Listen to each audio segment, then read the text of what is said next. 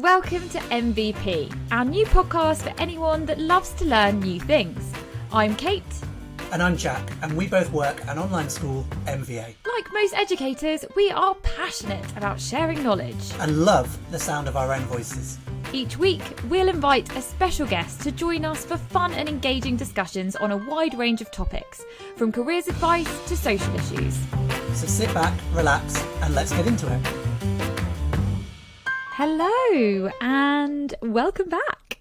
Hello. I didn't know I was going to respond then. I feel welcome. I'm back in the zone. We're back here for another pod. So today's episode is a bit of an unusual one because we're not really doing any teaching. We're just going to be chatting, aren't we? And we are going to be talking about, well, Jack, drum roll. Do you want to tell us? Do you want to tell us what we'll be talking about? Yeah, we need some sound effects, don't we? We will be talking about school plays. And you say we're not going to be doing any teaching, but I think from my experience with school plays, I have some lessons that I can pass on of sort of what not to do or how not to get involved. Oh, good. I'm glad because I was, I was the perfect star. So really, there's nothing I can pass on other than worldly advice. I always got awful parts, particularly in primary school, but it was my own fault because I was very quiet at primary school. Aww. So I'd go some days where I just wouldn't really talk to the teacher, wouldn't really talk to students. That sounds quite sad, but I was perfectly happy in my own little world, just getting on with things. And then it was in secondary school I came out my shell a bit, but yeah. I think that's the thing though, isn't it? I think as parents, or even as teachers, you sort of panic and think, oh, are they okay? They're always playing on their own. They don't really say anything. But actually, sometimes you're just somebody who likes their own company when you're younger. There's nothing to be ashamed of there. Yeah, I was in a school book club in primary school, and the teachers that ran it used to call me Mr. Noisy as an ironic name. But if you're called Mr. Noisy ironically in a book club, you're really, really quiet. Because the people who go to book clubs are known for being shouty, loud people. So, yeah, that puts it into perspective. Yeah, I'm learning more and more about you each week. Well, it actually led into my first role, my first starring role at school, which was when I was in year 2. And we did a variation on Snow White and the Seven Dwarfs. And I was one of the Seven Dwarfs. I was bashful, which being in year 2... I thought for about a week after that, I was going to have loads of lines and I was just going to be someone who was really clumsy and like bumping into things. But of course, it's the dwarf that doesn't speak. And my only line was to lean over to Snow White and whisper in her ear. So I was slightly gutted at that. That's so cute. I also feel like you're somebody that probably goes red. And so I can like picture you like blushing as like a little child in year 2. But perfect. The perfect bashful. Definitely. Yeah, I mean, it was great casting by the teacher. They've got a future in Hollywood, but for me, it wasn't the part I was looking for. And it also then set off a succession of parts where it went from teacher to teacher to teacher, and they all thought, oh, he doesn't talk, he doesn't want a big part in the school play. Aww. So I followed it up in Beauty and the Beast. You've got amazing characters in Beauty and the Beast, and Beauty and the Beast being 2 of them, but also the Candlestick, whatever his name is, the Clock. I'd have happy to be in any of them, Gaston. But I was a door. And not only was I a door, but I was a door and my costume was a cardboard cutout of a door. So I stood on the stage for the whole play behind this cardboard cutout of a door. Ask me how many times the door opened. Oh, God, how many times? Never. The door did not open at once in that play. You were a prop? Yeah. You were just a prop? I was there because they needed something to lean the cardboard cutout of the door against. And it was back in the days when you had these huge camcorders. So somewhere at my parents' house, there's footage of that entire play filming me. But really, it's filming a cardboard cutout of a door that's not... It's going on to stage, it's going off of stage, but it's not doing anything else. So I'd love to watch that back. I've got a great recording of me in A Midsummer Night's Dream. And I think when I reflect on this is quite outrageous that I think I forced my form group to watch it once when I was teaching a few years ago. I was like, I think maybe it was a year 7 group and we were doing like a Midsummer Night's Dream, but like there's like the kind of more child friendly Shakespeare versions, and I think Yeah. I've been like, oh, I was in this, I'll show you. Nobody wants to watch their teacher aged 11 as Titania. Like, No. get over yourself. Yeah, that's really embarrassing. I mean, I not planned to reveal that on the pod, but yeah. Well, I'd imagine the class, the first few minutes, it seems, yeah, this is funny, this is interesting. And then it's the realisation that actually they're going to watch that whole thing. yeah, Must have this is a their 2-hour faces. production, Yeah. and I have 3 solos, so enjoy, kids. I've got this whole week of English covered. I'd like to think they got the director's cut though, where you could like say, "Oh, that person now is a plumber. That person they're in jail." You could give all the little anecdotes around it as well. What kind of school do you think I went to where my old classmates are like in jail? Oh, clearly a better one than I went to then. In that case, yeah. So let's talk about the original school play, because we all know that the moment you hit 4, 5. Someone somewhere is going to decide at Christmas that you are having a nativity. Yeah. And when I say I am so sick of hearing about the people and what they were in the nativity, and blah, blah, blah, blah, blah. Oh, I was Mary. Oh, were you? I don't care. My husband was Joseph, and he does not shut up about it. A solid 26, 27 years since he had that part. Yeah, it is a big confidence boost. I mean, I was never going to be Joseph. Again, I couldn't have had a speaking role or a main role at that age, but I do know a lot of Marys and Josephs. I wasn't. But I do have a theory that I can tell what anybody was in their school play just by looking at them and you're hearing them talk for a few minutes. So, for example, Go on, then. Yeah, I know you weren't Mary, but you are very bitter Okay. about being Mary, which also makes me think that you must have been an angel. Yeah, I was. It works every single time. I call it the school play nativity algorithm, and you take a lot of different things into connection. So I'll let you guess what I was, but the type of things you have to take into account are how blonde the child was as well. So if they're really blonde, then you're looking at a shepherd, you're looking at an angel. How tall they were as a child. Tall Yeah, child. they could be a boy. They're going to get kings. They're going to get. Sorry, I went to an all-girls school, so I'm always thinking from the perspective of an all-female cast and Yes. who gets Joseph, etc. Well, yes, so that would now go into the algorithm as well. You also have how much they're going to shout out in a school play situation. You can kind of tell those adults you come into contact, or even sort of older teenagers you come into contact where you know that they were quite a shouty child. You've got to give those a role that's going to be get out of there as quick as possible. So like an innkeeper, for example, stand behind that door, show your face for a few seconds, get them off as well. So that's all in the algorithm. Silent Jack then, what were you? Because I would have thought that you were something like a shepherd. I don't know why, but maybe it's because you're you've nailed from the it. north. So I was a shepherd, yes, which a shepherd in my school was you were told to bring in a tea towel and an elastic band, and you just whack it on your head, elastic band round it, and that was your shepherd outfit. If you had a toy sheep, you brought that along as well, but it was a very budget shepherd, and so I've got lots of pictures of me as a shepherd. But I think I was a very blonde kid. Well, I know I was a very blonde kid, so I think that's why the algorithm put me into the shepherding role. I see the algorithm. Well, I was doing a little bit of research for this pod. Teacher reveals what your child's nativity role really means. So I've got that up because I've got a couple of things here that might actually surprise you. Okay. So there's very different perspectives here. So I've got one that's from the Independent and one that's from Heart FM. So we are getting different spectrums here. But apparently Mary and Joseph are picked because the teachers think that they're the least fidgety kids and some of the most well-behaved. So they'll sit there for sort of half an hour without fidgeting. Yeah, that fits into the algorithm. So the algorithm states that innkeepers must be the fidgety, boisterous ones.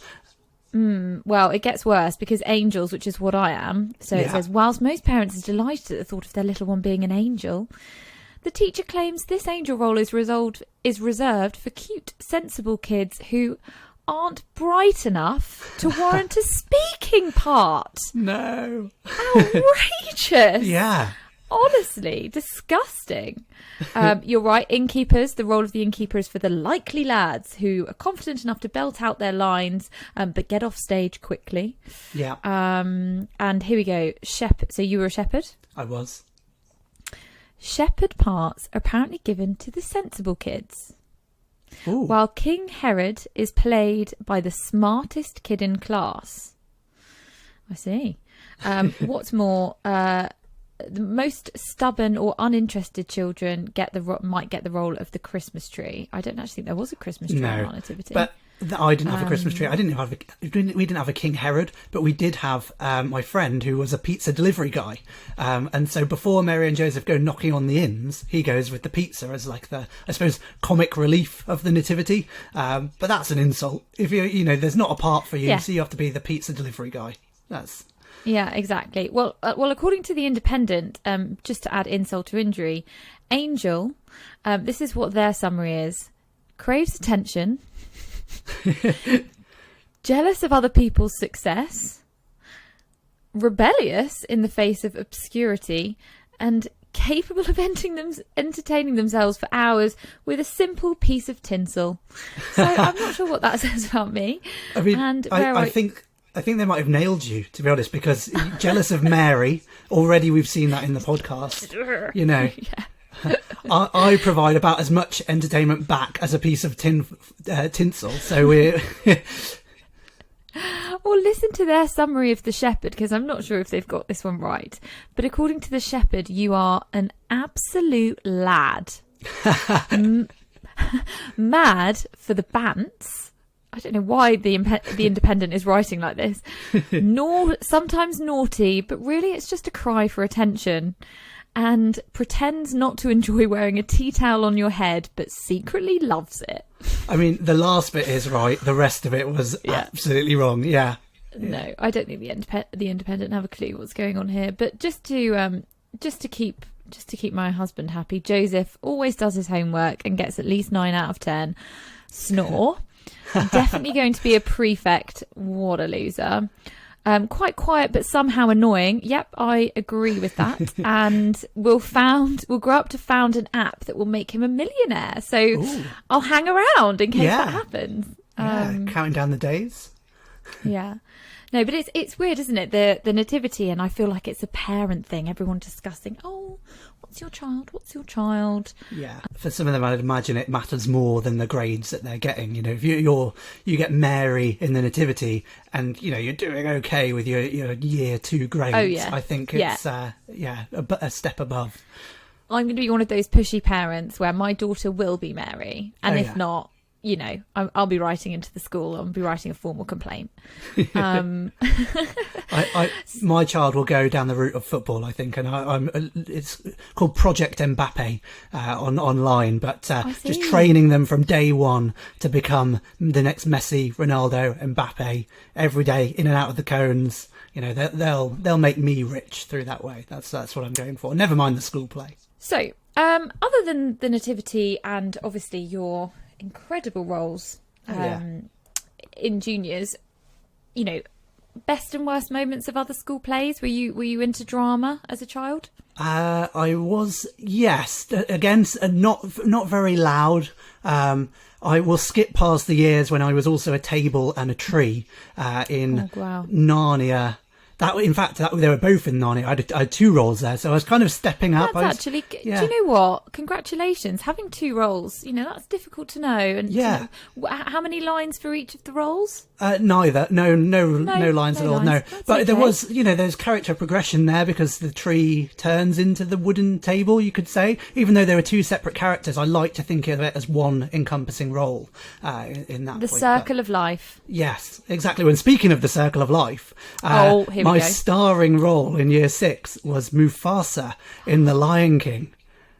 That's the best role. Well, you'd think that, but don't forget he dies about 10 minutes in. So I did have words to say, but Jack, I think it you're was supposed to limited. say spoiler alert yeah. before things like that. Oh yeah, we'll have to edit that in post. Yeah, but it involved me in the something bad happening to Mufasa, climbing up on the top of the apparatus and throwing myself off the top. Oh, love it! How yeah, adventurous! It was very, very exciting. And then in the second half, I got to go in a cupboard with a microphone and do the booming voice of course, over the clouds. Oh, that is a good part. Yeah, yes, it was. It didn't go perfectly on the first run. So we had a dress rehearsal, I remember, on the Monday, and my costume was a mask of a lion, you guess, but a mask of a lion, and then like a sarong type thing, so a bit of blue fabric that went over one shoulder and was safety pinned at the back. Kind of like a toga. Exactly, yeah, kind of like a toga. As you'd imagine, when you're throwing yourself off the apparatus, that's probably not the best thing to be wearing. So what happened is the safety pins kind of came apart a bit, and underneath that toga, it's a toga. You're just wearing your pants. So I was just going to say, like, was there an outfit on underneath? Yeah, or? No. It's a pair of Scooby-Doo pants, if I remember rightly. And I just fall in a heap, try and then cover myself up, go off dead. Full of shame. Yeah, full of shame. The teacher escorts me away and kind of safety pins me back up. But that was the day that I remember thinking, actually, adults lie. Because it was a dress rehearsal. We didn't have many adults in the audience, but my granddad was there. And he kind of took me away. And the first thing he said after the play was, yeah, that was very, very good. I don't think anyone noticed when your costume came up, which instantly makes you think, well, he noticed. I didn't bring that up. So, yeah. I don't know what you're talking about. Yeah. So that's a real defining moment in my childhood when I realised that, you know, adults do lie to you sometimes, and that's probably okay and for the best. Yeah. No, that's good. That's good. Yeah, I always really enjoyed acting. I really enjoy. Oh, sorry, I'm making a noise. Tapping my pen. No, I enjoyed it in junior and senior. I think in secondary school as well, where it becomes more of a choice. I feel like in junior school there is a play at the end of year 6 or at the end of year 4, whatever that is. And you are involved. There's no choice element. Of course, you might audition for particular roles. As I mentioned earlier, I was Titania in A Midsummer Night's Dream. Oh, yes. Quite a strong female lead. But like on the whole, every single person in the class gets part. So you don't, if you're terrible at being on stage and that idea freaks you out, you don't really have much say. Whereas in secondary school, it's a lot more like there is a play, it's across all of the different year groups, and lots of people go and audition, I suppose. Yeah. Did you do any in secondary school? I didn't. That Mufasa ended it for me. I've not gone back to the world of theatre. That's put a pin in that for now. Oh no. Oh, so you were really traumatised by exposing yourself to the world. Yeah. Well, that's surprising. Yeah, some would say I was banned from school plays after that point. Yeah. But what about you? Did you do any secondary school plays?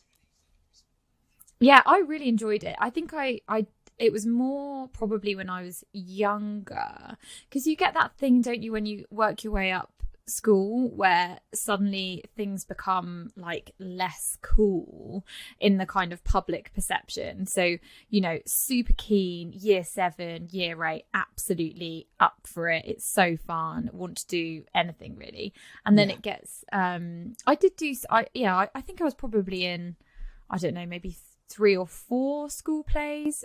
I was Mary and Mary Poppins. That is a Mary, you know, that's pretty good. It's almost as good as Nativity. In fact, it's actually, there's much more speaking in that than there is in the Nativity. So I was just waiting for my time to shine.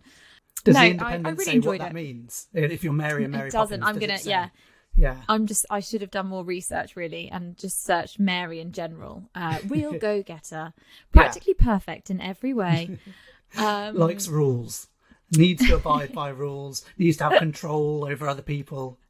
Has a sweet tooth. Yes. I always found school plays, and when I was in them, it was a feeling like nothing else really. You're part of this team, and particularly if you're in younger years, you would be spending time and form relationships with people in different year groups, which really didn't happen at my school unless you were doing something like that. It was, you weren't friends with people in the year above or the year below, but then you become part of this little group who are doing the play, and suddenly all of those age barriers, they're out the window. So I always really liked that element of it, and I really loved the adrenaline that you got from doing a show, and always really, really enjoyed it. And I feel like there were so many benefits that I got from doing that, even just developing my confidence throughout secondary school. I really, really developed my confidence from doing things like that, because for a start, you're practicing how you present yourself and how you articulate yourself and everything like that. All those public speaking skills, I've probably taken them with me throughout my career, really, because actually when you teach, Jack, I don't know if you know this, you're basically just putting on a play. Yeah, you're basically being like, look at me, don't pay me attention, I'm going to try and teach you something. So it's really similar, I think, to standing up in a class versus standing up in a hallway. So, yeah, it's not always as exciting as Mary Poppins or The Lion King, the lesson you're trying to perform, I suppose. Maybe your lessons, Jack. Well, yeah, on atomic structure in chemistry, but it's not got quite the same ending. It's not got the same twist in the middle that The Lion King has. No. Yeah, I think in English you kind of do get away with it a little bit. You can get the dramatics out there. If you're doing literature, if I'm doing this is how you use an apostrophe, then obviously there's not a huge amount of performance that goes into that. But you do get more out of it with literature than I would say you do with the atomic structure. So I mean, there absolutely could be performance done with it. You could, come up with a whole dance routine about apostrophes, but I think you'd be you get some weird looks in the classroom, and it might not have the effect you want it to. Also, whilst I maintain that I was good on stage, one thing I could never ever do, and that is dance. Oh, really? Just terrible. Terrible. So, anything else to wrap up about school plays before we move on to our next feature?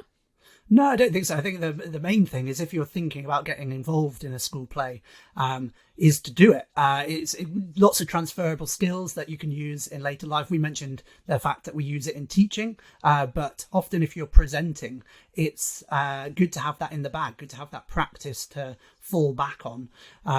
If you're not able to get involved in school plays at school, there is always the option to join a local drama group as well. Yeah. The Amdram. So we're going to move on to Teacher Liar Pants on Fire, and this week I have prepared the headlines. Now, I've prepared 3 headlines as per usual, but I've actually prepared a 4th bonus headline, which is true, that I just want to tell you, because I knew that you'd guess it to be true. So there was no point in me including it in, because it's just so weird that there's no way I would have made this up. But I just wanted to include it anyway, because it might be the best headline I've ever read. Okay, I can't wait for this. I'll do the first 3 for you to guess, and then I'll give you your bonus one. So, number 1. Man sets new world record by holding his breath for 30 minutes underwater. Number 2. Group of scientists invent a pill allowing you to eat as much junk food as you like without gaining weight. Number 3. Woman discovers rare diamond worth $20,000 on dog walk. Ooh, okay. So I'm going to go straight for the middle one and break that one down. So a pill that you can eat, and it allows you to eat as much junk food as you want. That must destroy your insides. What's in that? Just acid. It's just everything's going straight through. Nothing can be digested. You do die, but you don't gain weight. Yeah. Okay. So that's unbelievable, but I don't think you would have made that up, because it doesn't sound real. And I feel like if you're making one, I mean, I'm getting too much into my own head, but if you're making one up, it has to sound somewhat real. But the first one, 30 minutes underwater, holding breath. Yeah. Sounds doable. I remember David Blaine did 4 hours or something like that, but obviously he's a magician, and so it wasn't It wasn't real, but I don't think that counts. But Yeah. yeah, he was very good at that. I remember being quite captivated by some of his different performances. yeah, I can't remember what culture it's in, but there are these people, these fishermen who can dive underwater, hold their breath, and just like grab fish and just like walk along the bottom of the ocean floor grabbing fish and stuff. Yes, I think I've seen that. I don't know Yeah. what on, but yeah, that is really cool. I'll look it up after this, and it will be completely not that. But Yeah. yeah. And then the last one was Dog Walk Diamond. I think you can't find it. I think that's got to be the lie. No one's finding diamonds on a dog walk, are they? They are. Oh. Was true. So if that's true, don't tell me the one that I ruled out straight away is the lie, the pill that makes you eat as much junk food as you want. Is that true? So it is true. No, okay. So you were right to rule that out. So the record is not 30 minutes underwater, unfortunately. It's 24. Oh, so that's pretty close. Yeah, you see where I was misled and why that was a good one to put as a lie. Yeah. It's 24 minutes is still long though, isn't it? Oh yeah, bonkers. I think I used to do this thing where I would hold my breath going under tunnels when I was in the car as a child, and just you'd be like, and like wait. Yeah, but rough trip to France. That one wasn't it? It was, yeah. Just passed out in the back. Yeah. Didn't make it to Disneyland. Right. Do you want the bonus headline? Definitely. Biologist discovers new blonde species of moth with tiny genitals and names it after Donald Trump. I think I had seen that actually, so I would have known that one would have been true. But that does sound made up. It does sound, completely. Yeah, that's amazing. It goes to show how many species there are and how little care there is for the actual naming conventions of the species because there's so many. You can just call it whatever you like if you've discovered it. Yeah, exactly. Yeah, there's no committee for approval. No. Right. So classroom confessional. Yes, I've got a good one today. In Great. fact, I always have a good one, but this one I particularly like because it fits in roughly with the theme of school plays, as we always try and do. But it's from a student who is particularly nervous about public speaking and knows that in the classroom sometimes they will be asked to speak up, so by give an answer verbally, and they're just asking for some advice as to how they can get over those nerves because it's making lessons a little bit, they're making them feel a bit anxious about going to lessons as well because they're finding it tricky to get over the fact that they might have to talk as well. So do you have any advice for that student? One of the things that I used to be really nervous about is, when you're reading in class and you kind of know that you're going to have your turn, but you don't know when your turn's coming and you almost work yourself up and you get into your own head, don't you, that I'm going to have to read and I don't want to make a mistake on the bit that I read. So the best thing to do really with any kind of anxiety and any, particularly if you've got something like speaking and listening coming up and you need to present is just to get more and more comfortable with it. And the only way to do that is unfortunately to practice. And it doesn't mean practice in front of people necessarily. It might be that you practice speaking out loud or reading out loud or presenting out loud, but you do it in the privacy of your own room. So you get used to firstly, the sound of your own voice, the parts where you might want to go up, the parts where you might want to speak faster or be louder, be more dramatic.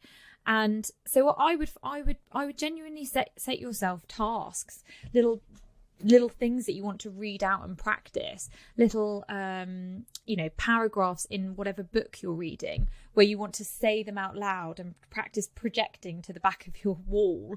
And the more you do that, the more it won't feel quite so alien when you are having to do things like that in school in front of people. It will hopefully just build your confidence. What do you think, Jack? Yeah, I think it's another case of building up small goals. So we mentioned it earlier, but I was a student, particularly at primary school, who just didn't ever want to speak up, didn't want to sort of give my opinion or people to hear my opinion, really. And that was perfectly fine for me. I was happy with that.